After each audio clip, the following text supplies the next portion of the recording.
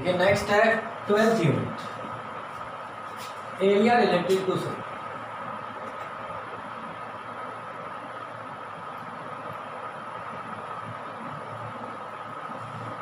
देखिए इस चैप्टर के अंदर हम सर्किल से रिलेटेड कुछ एरिया की आइडेंटिटी के बारे में पढ़ेंगे। क्लियर? 10th यूनिट पीछे अपने वो भी सर्किल के बारे में थी। 11th यूनिट जो कंस्ट्रक्शन थी वो छोड़ती है, वो बाद में क्लियर है, उसमें ज्योमेट्री का। जो 12th यूनिट है उसमें सर्किल से रिलेटेड कुछ एरियाज की आइडेंटिटी के बारे में। तो देखिए सर्किल से रिलेटेड कुछ तो एरियाज की आइडेंटिटी आप पहले पढ़ चुके। सबसे पहले हमें सर्किल के बारे में पता होना चाहिए। जब किसी भी प्लेन के अंदर एक फिक्स पॉइंट से इक्वल डिस्टेंस के पॉइंट्स का जो कलेक्शन है वो सर्किल का है। तो ये मान लीजिए कोई भी प्लेन था, ये फिक्स पॉइंट है, इससे ये इक्वल डिस्टेंस के जो पॉइंट है ना, जब इनको एक आर्क के अंदर कलेक्ट किया जाता है तो इनका जो कलेक्शन है वो सर्किल का है। और ये जो फिक्स पॉइंट से जो इक्वल डिस्टेंस होती है, ये डिस्टेंस उस सर्किल की रेडियस होती है। क्लियर? सबसे पहले अगर कोई हमसे पूछे कि रेडियस ऑफ ए सर्किल क्या है, तो सर्किल के सेंटर से लेकर के उसके आर्क तक किसी भी पॉइंट की जो डिस्टेंस है वो उस सर्किल की रेडियस कहता है। देखिए इस चैप्टर के अंदर इस सर्किल से रिलेटेड कुछ एरियाज की कुछ और आइडेंटिटीज हैं, उनके बारे में पढ़ेंगे। सबसे पहली आइडेंटिटी होती है सरकमफेरेंस ऑफ ए सर्किल।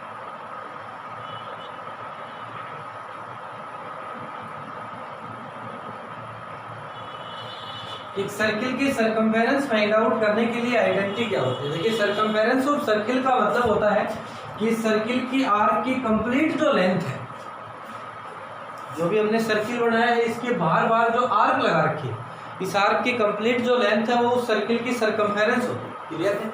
और ये सरकमफेरेंस फाइंड आउट करने के लिए आइडेंटिटी होती है 2 पाई। क्या होती है? 2 पाई। दूसरी आइडेंटिटी है एरिया ऑफ सर्किल।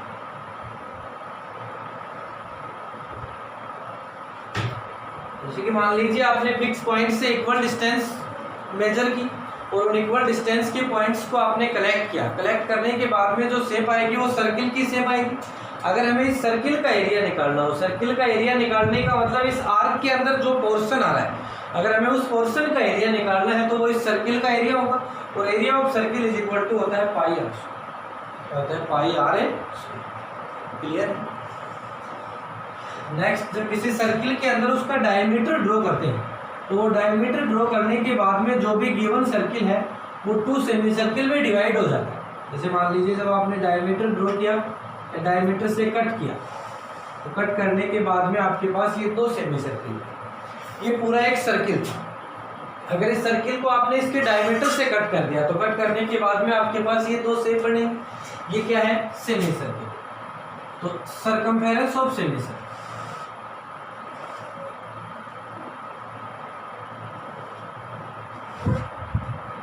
देखिए सेमी सर्किल की सरकमफेरेंस क्या होती है? सरकमफेरेंस ऑफ सेमी सर्किल होता है पाई आर। सेमी सर्किल की सरकमफेरेंस निकालने के लिए हमारे पास 2 आइडेंटिटी होती हैं। देखिए काफी जगह तो सेमी सर्किल की जो सरकमफेरेंस है वो इसको माना जाता है और काफी जगह इसके साथ साथ ये डिस्टेंस भी ऐड करनी है। क्लियर है?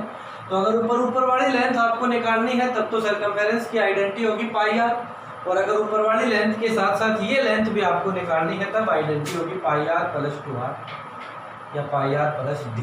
डी का मतलब diameter. Area of semi circle.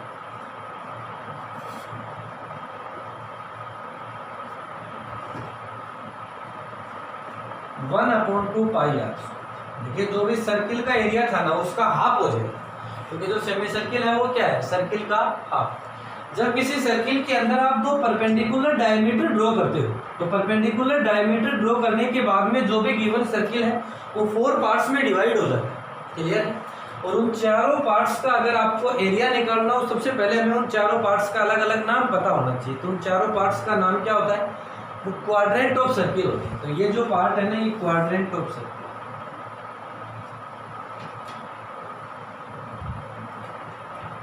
Quadrant of a circle. तो देखिए अगर हमें चारों पार्ट्स में से किसी एक क्वाड्रेंट का एरिया निकालना है तो क्वाड्रेंट का एरिया निकालने के लिए आपके पास आइडेंटिटी होती है भाई area of quadrant is equal to 1/4 pi are square. क्योंकि सर्किल का जो क्वाड्रेंट होता है वो उस सर्किल का 1/4 पार्ट होता है। तो कंप्लीट सर्किल का 4th पार्ट जब आपने जो परपेंडिकुलर डायमीटर ड्रॉ किया तो यहाँ से 4 क्वाड्रेंट बनी। कितने क्वाड्रेंट बने? 4। तो ये जो भी पार्ट है, एक क्वाड्रेंट जो है जिसका आप एरिया निकाल रहे हैं, तो वो उस सर्किल, कंप्लीट सर्किल का 1/4 पार्ट है, इसलिए उसका एरिया होगा 1/4 पाई आर स्क्वायर। क्लियर? देखिए, इन आइडेंटिटीज के बारे में आप पीछे की क्लासेस के अंदर पढ़ चुके हैं। 8th-9th क्लास के अंदर हमने सर्किल से रिलेटेड इन आइडेंटिटीज के बारे में पढ़ा। अब कंडीशन ये है कि यहाँ पे हम किन आइडेंटिटीज के बारे में पढ़ेंगे, तो इन आइडेंटिटी का भी हम यूज करेंगे। इनके साथ साथ यहाँ हमारे पास दो नई आइडेंटिटी आएंगी, वो होंगी एरिया ऑफ सेक्टर और एरिया ऑफ सेगमेंट। तो सबसे पहले सेक्टर ऑफ सर्किल क्या होता है वो आपको पता होना चाहिए। सेक्टर ऑफ ए सर्किल, देखिए सेक्टर ऑफ ए सर्किल का मतलब, ये मान लीजिए कोई सर्किल है, जब इस सर्किल के अंदर आप इसकी दो रेडियस ड्रॉ कर देते हैं, कोई भी दो रेडियस हो सकती है। क्लियर है? मान लीजिए आपने एक ये रेडियस ड्रॉ की और एक ये रेडियस ड्रॉ की, तो ये इस सर्किल का सेक्टर बनेगा एओबी। क्या बनेगा? एओबी इस सर्किल का सेक्टर। देखिए, इस सेक्टर का ये जो एंगल होता है वो इस सेक्टर का एंगल होता है, जिसको जर्नली थीटा से रिप्रेजेंट किया जाता है। किससे रिप्रेजेंट करते हैं? थीटा से। और ये जो होती है वो उस सेक्टर की या सर्किल की रेडियस होती है, जिसको आर से रिप्रेजेंट करते हैं। जब आप दो रेडियस ड्रॉ करते हैं तो वहां से दो सेक्टर बनते हैं, एक छोटा सेक्टर बनता है, एक बड़ा सेक्टर बनता है। छोटा जो सेक्टर होता है वो माइनर सेक्टर होता है, बड़ा जो सेक्टर होता है वो मेजर सेक्टर होता है। क्लियर? देखिए, दोनों सेक्टरों का एरिया निकालने के लिए आइडेंटिटी एक ही रहेगी, केवल डिफरेंस है तो वो एंगल का होगा, क्योंकि ये छोटा सेक्टर, इट मीन्स ये माइनर सेक्टर, और ऊपर वाला जो सेक्टर है वो बड़ा सेक्टर है, तो इट मीन्स वो मेजर सेक्टर। तो उनमें डिफरेंस क्या होगा? जब आइडेंटिटी में इस एंगल का डिफरेंस होगा। अगर आपको मेजर सेक्टर का एंगल निकालना है तो आइडेंटिटी में जहां एंगल आएगा वह मेजर सेक्टर का एंगल लिखना है, और अगर माइनर सेक्टर का निकालना है तो जहां एंगल आएगा वो माइनर सेक्टर का एंगल लिखना है।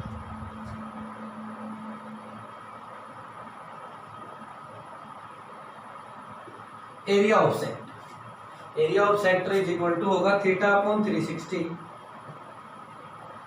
Pi are. मीन्स जो जिस भी सेक्टर का आपको एरिया निकालना है, θ/360, सभी के अपॉन में आएगा 360 इंटू पाई आर स्क्वायर। अगर माइनर सेक्टर का निकालना है तो या माइनर सेक्टर का एंगल पुट करो, अगर मेजर सेक्टर का निकालना है तो या मेजर सेक्टर का एंगल पुट करो। क्लियर? उसके बाद में आता है सेगमेंट ऑफ सर्किल। तो देखिए, सेगमेंट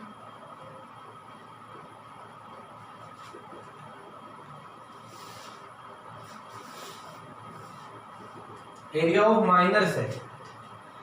जब सेक्टर दो है तो सेगमेंट भी दो ही होंगे। जैसे कि फॉर एग्जांपल मान लीजिए इस सर्किल, जब आप उस सर्किल के अंदर उसकी कोई कोड ड्रॉ करते हुए, वो कोड ड्रॉ करने के बाद में जो भी सर्किल है वो 2 पार्ट्स में डिवाइड हो जाता है। तो उनमें से एक जो पार्ट होता है, दोनों सेगमेंट होते हैं, लेकिन छोटा जो पार्ट होता है वो माइनर सेगमेंट होता है, और बड़ा जो पार्ट होता है वो मेजर सेगमेंट। क्लियर है?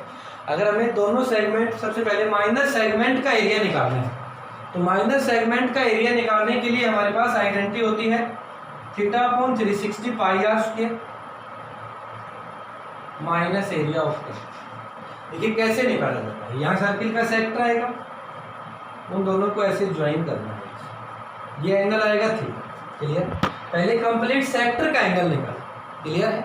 सेक्टर का एंगल आने के बाद में पहले कंप्लीट सेक्टर का एरिया निकालें।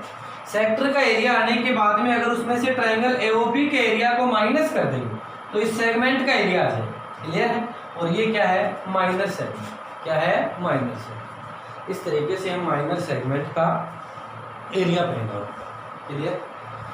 देखिए, अगर आपको निकालना है मेजर सेगमेंट का एरिया, तो मेजर सेगमेंट का एरिया होता है भाई, area of major segment is equal to area of minor segment, area of circle minus area of minor segment. तो पहले सर्किल का एरिया निकालो, उसमें से इस माइनर सेगमेंट के एरिया को माइनस कर दो तो मेजर सेगमेंट का एरिया आ जाएगा। क्लियर है? ये इस चैप्टर के अंदर हमारे पास आइडेंटिटी है जिनका हम यहाँ बार बार यूज करें।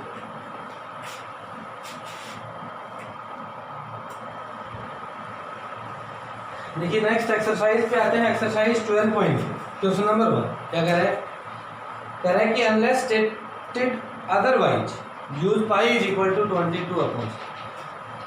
कह रहा है कि जब तक आपको बताया नहीं जाता है तब तक आपको पाई की वैल्यू 22/7 पुट करना। कह रहा है कि the radii of two circles are 19 centimeter and 9 centimeter respectively. देखिए दो सर्किल, एक की जो रेडियस है वो 19 सेंटीमीटर है, दूसरे की जो रेडियस है वो 9 सेंटीमीटर।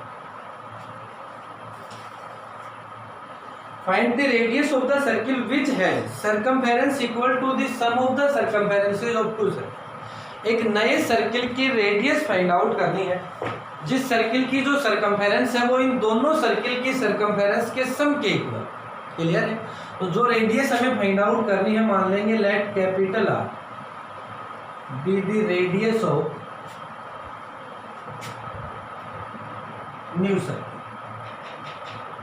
मान लेंगे कि बड़े वाले सर्किल की जो रेडियस है वो क्या है, कैपिटल। देखिए अकॉर्डिंग टू क्वेश्चन के अकॉर्डिंग चलिए,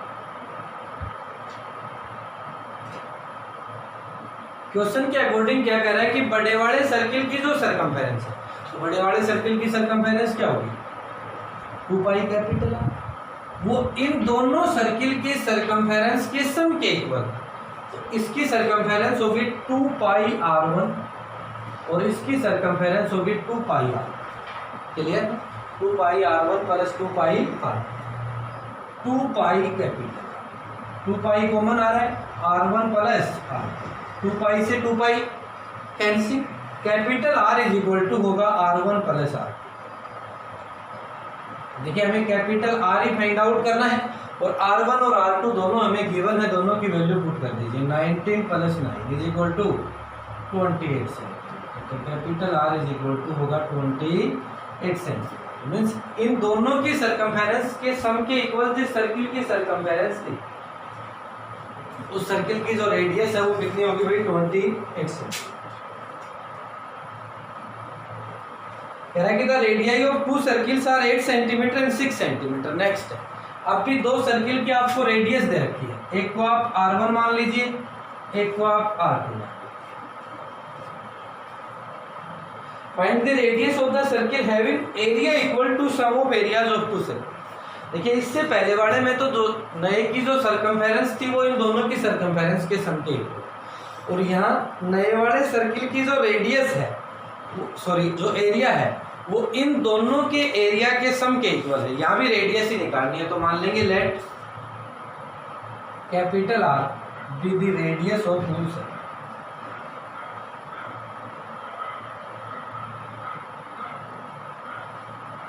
कि नए वाले सर्किल की जो रेडियस है वो कितनी है, कैपिटल R अकॉर्डिंग टू।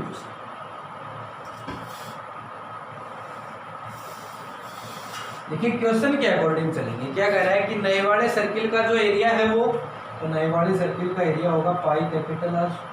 तो इन दोनों सर्किल के एरिया के सम के equal pi R1 square plus pi R2 square. Pi common आ रहा है, R1 स्क्वायर प्लस R2, पाई से पाई कैंसिल। तो ये आएगा भाई capital R square is equal to R1 square plus R2 square. Capital R square R1 8 का square क्या होगा 60, R2 6 का square R square is equal to 1 है। अगर स्क्वायर लेफ्ट हैंड साइड से राइट हैंड साइड में जाएगा तो रूट में कन्वर्ट होगा, तो capital R is equal to होगा √1। जब 100 का रूट फाइंड आउट करेंगे तो आएगा 10 सेंटीमीटर। कितना आएगा 10 सेंटीमीटर। तो इट मीन्स बड़े वाले सर्किल की या नए वाले सर्किल की जो रेडियस है वो कितनी होगी 10 सेंटीमीटर होगी, जो हमें फाइंड आउट